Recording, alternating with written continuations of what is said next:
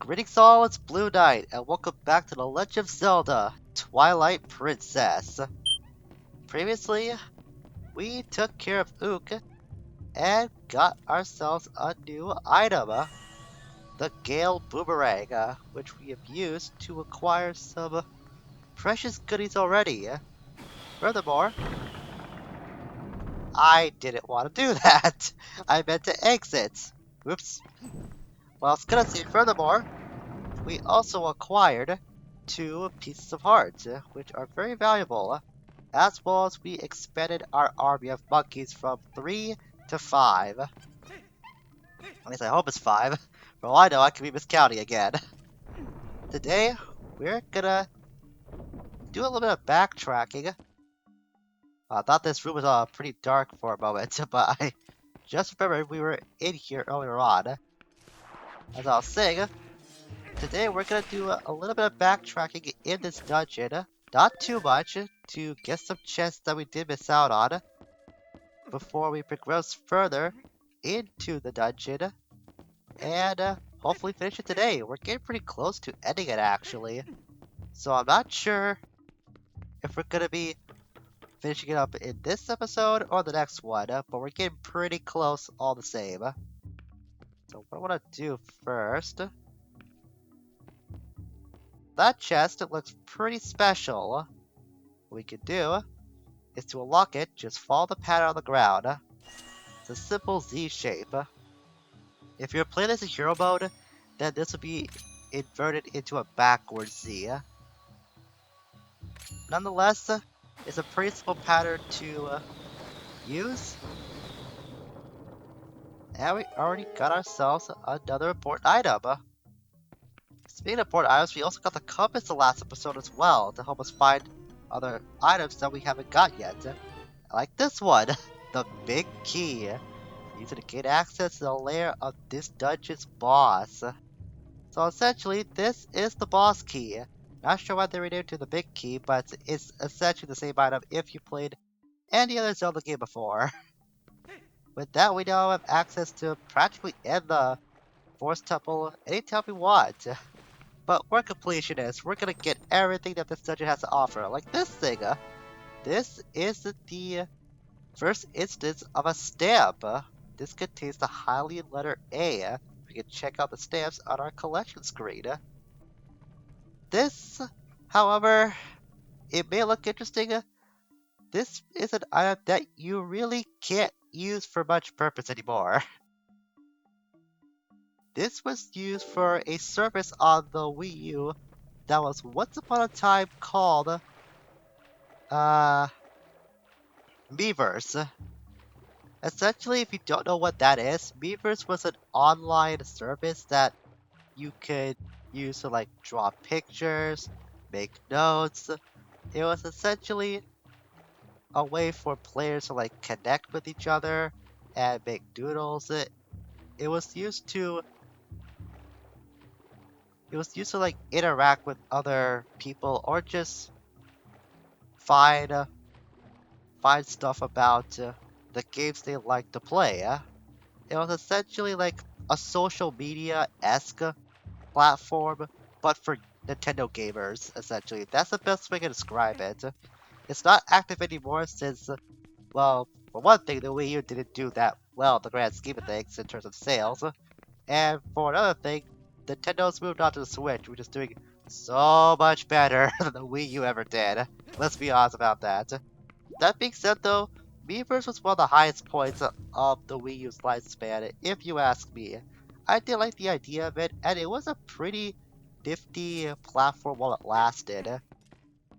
Unfortunately though, it had to be discontinued at some point because they couldn't keep their attention on the Wii U forever.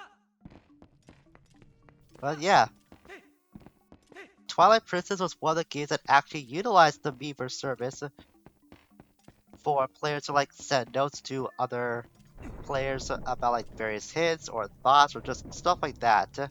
Wind Waker HD had a similar function that I believe resembled the Tingle Tuner, which was an item that was exclusive to Japan for the longest time, if I'm getting that correct. And it wasn't until Miiverse was created that Wind Waker HD had their own way of using that little function in the modern age.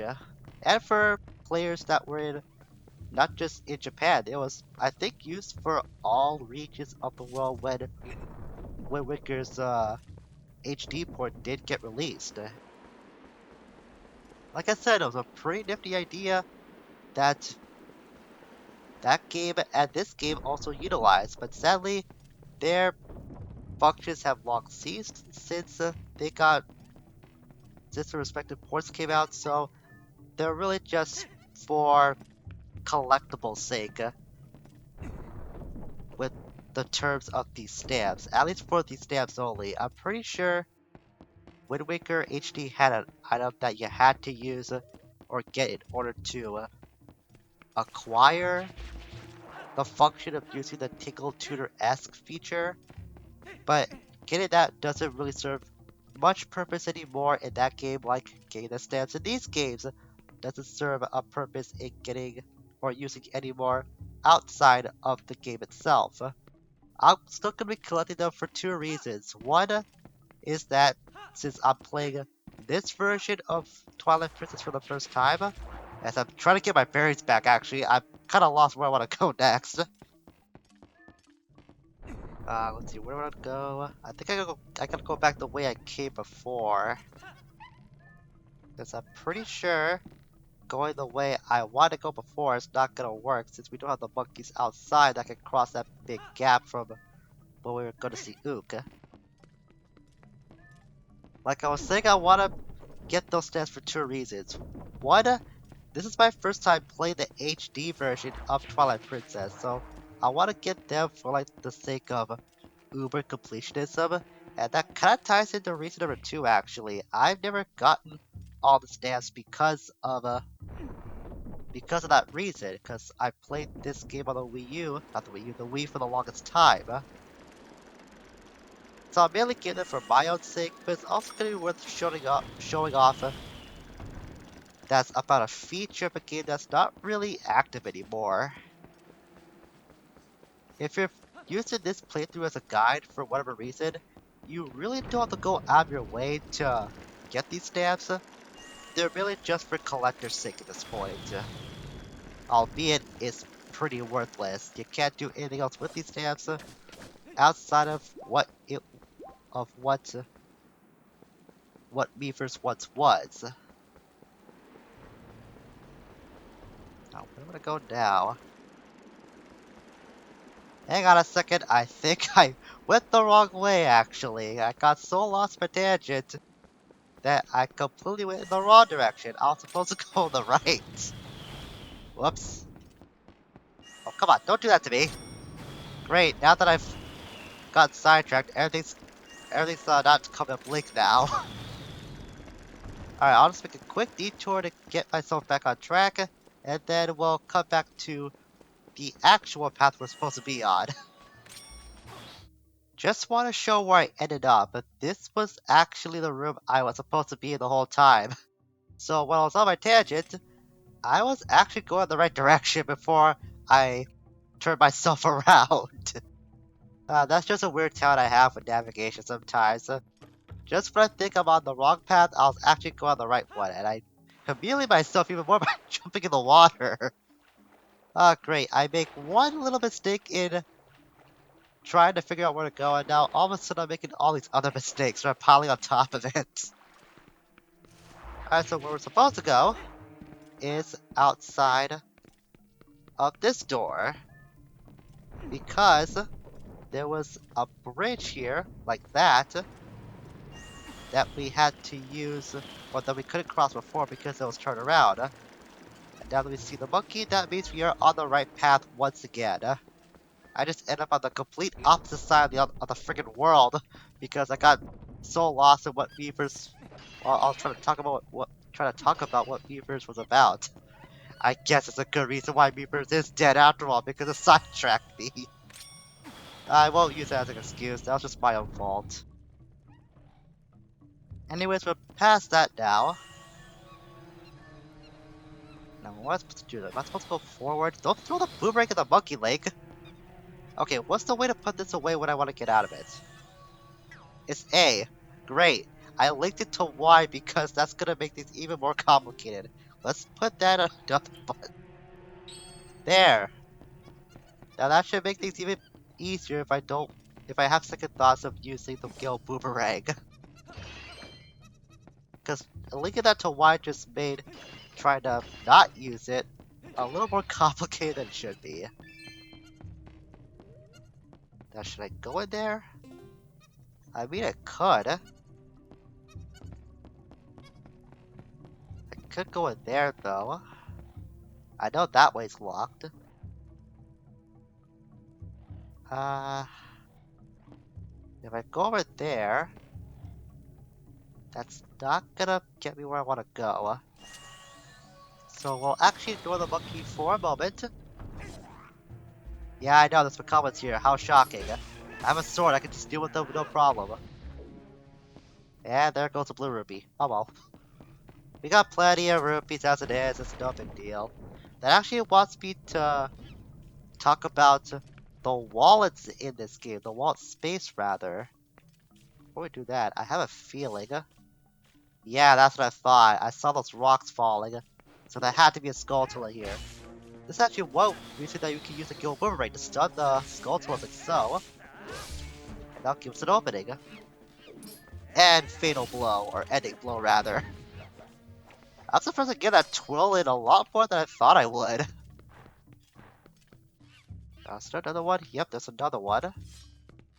So we'll deal with this just as fast. Use the boomerang to stun it. Get an opening into the fences. I still get an opening. Thank you. Step it repeatedly. And ending blow. And finish. Haha. I love doing that tool. I'll never get tired of doing it. It's really fun. As I'll say, the wall space in the HD version is a lot more expansive, I guess, than it was in previous versions. In the default wallet of the past versions of this game, I believe you start out with 300 rupees, but in this port of the game, you actually start off with a wallet space of 500. So there's a little more leniency in how much money you can collect. The reason why that's important is that that links into another difference in this port of Twilight Princess. If you ever came across a rupee in a chest that you couldn't fit into your wallet, the game will actually force you to put that rupee back into the chest so you can collect it for later. You may think that this was a useful thing that they did. It turned out that this quote-unquote feature was actually a very major nuisance if you want to collect everything in a dungeon. If you didn't have the wall space for it, you had to leave that rupee alone and either come back for it later if you can remember what it was, or just leave it entirely. Because it probably wouldn't be worth coming back to getting that rupee if you got even farther into the game.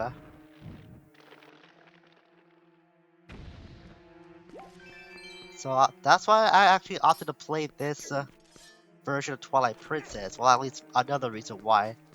One reason was for getting the stamps, another reason why is just for the way that this port handled rupees. It's a lot more comfortable, I guess, than it was in older versions. And trust me, as someone who loves collecting these video games, it would have driven me nuts having to leave rupees alone. Because that would just, in my mind, make a dungeon go incomplete. And that's something I just wouldn't want to live with. You'd think it wouldn't drive me crazy, but it would. It would have driven me so bad. Its face through that monkey like no one's business. I want to stick on this thing too, just because I wanna. And why not? Get another ending fluid right in the crotch too. Ouch. That has to hurt. I mean, it's gotta hurt. There's no ifs, ands, or buts about it. Just as I say that, I zoom into the monkey spot there. And so that way, that's where I wanted to go, but I can't get there right now. So we'll press on forward and try to find a small key.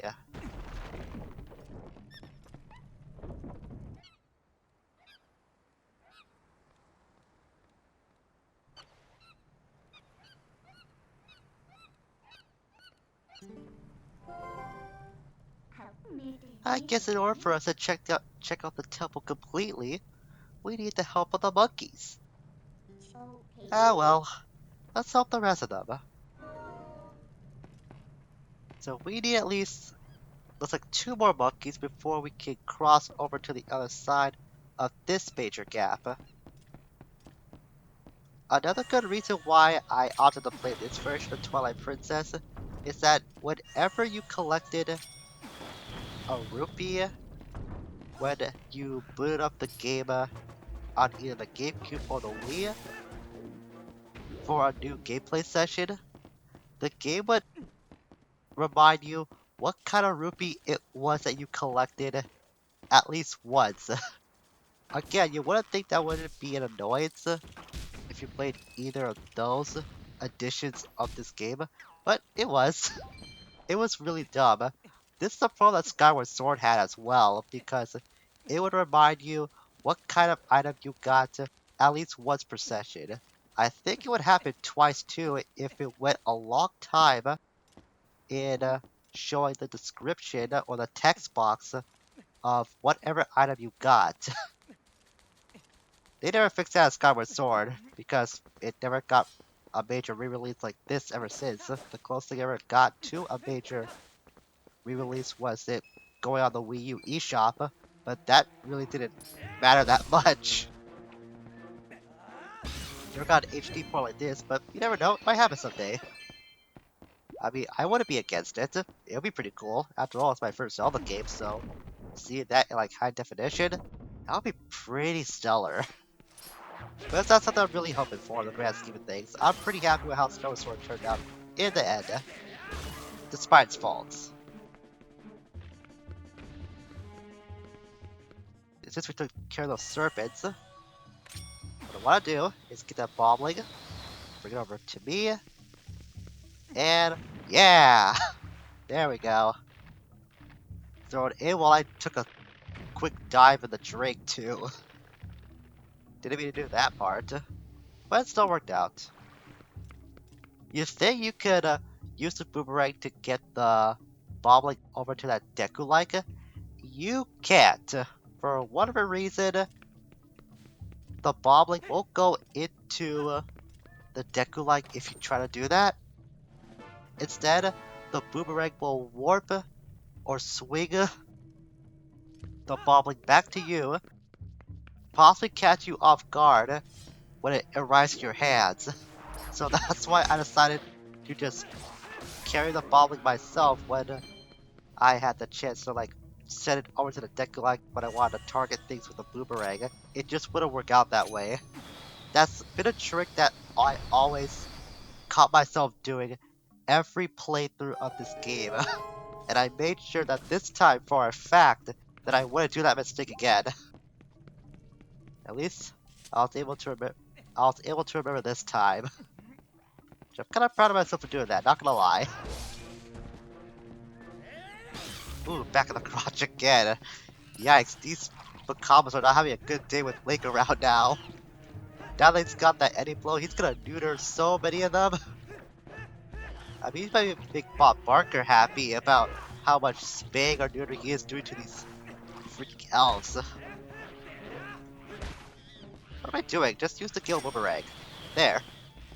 I forgot you could do that with the boomerang. It doesn't look like you can get those serpents out of their roots, but you can with this item of all things, surprisingly. You wouldn't think it would actually work, but it does. Nothing in those pots. So what we'll do is get that bobbling, get to the edge, then throw it over there. Just hear a monkey on the other side. And there we go. That's one more monkey saved. I'll see what's in here in the meantime. Is that? Yeah, yellow rupee. Nice. Already surpassing the original limit of the wall space that this game had before. So we have like maybe 180 rupees that we can collect before we actually fill out the wallet for the first time. It's pretty nifty. The best part is I don't have to worry about leaving anything behind because, like I said before, that would have driven me crazy if I had to do that.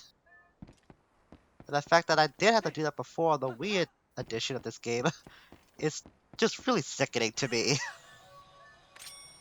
It's way more bothersome than it should be, but that's because I like collecting stuff in video games.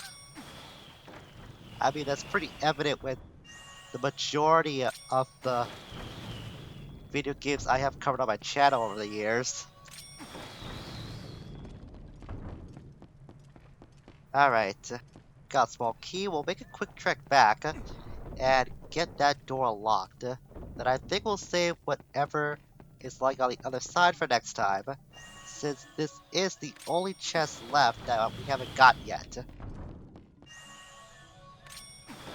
Open that up, or swing that rather, to open this up. Besides, we're looking for one more monkey anyways, and this is the only room we haven't checked out yet. I see you hiding down there.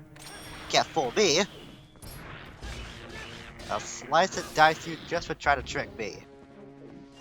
So one over there, one over there. There should be at least 2 more towers inside here. What I'll do instead, target 1, target 2, release, and start swinging.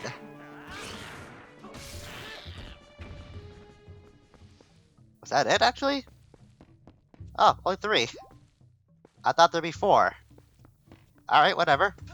That suits me just fine. One less enemy I gotta worry about. Pretty sure I can't use that. No, I can't. So what we'll do instead, just making sure I got everything on the ground floor first. Yeah, gotta mess up another yellow rupee. See? That's why I'm always so thorough, because you never know what you can find. I remember you. Figured you'd be down here. Okay, whatever, Link, just slide down there. I want you to hop down instead. But you do you, buddy. There we go. Is there another way that's gonna be appearing? I have a feeling it's gonna be another major Skulltula. Maybe it might be on the higher floor. If that's the case, I'll be sure to be ready for it. Deal those wall tulas first. And do you hear a monkey screeching out endlessly? Don't worry, little buddy, I'm coming to save you. Just hold your horses. Or hold your bananas, I guess, if you have any. There we go. And that's the last monkey saved. So now we have enough to cross that big gap that we saw in the other room before. There's a few more obstacles that are standing in the way. Not anything too big. Like that Baba Serpent. That might be the last enemy I want to deal with, actually. Be sure not to neglect this chest either, because this holds another stamp with the Hylian letter N. And that is about everything we can get in the Forest Temple. Not too much and not too complicated to find and go through, but then again, it is the first dungeon of the game. You can't expect it to be like uber hard for ya.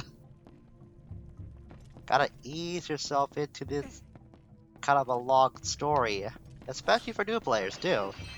Gotta take those kind of players into consideration because you never know, this might have been the first time anyone's played a Zelda game, or just experienced Twilight Princess. That's the beauty of simple game design.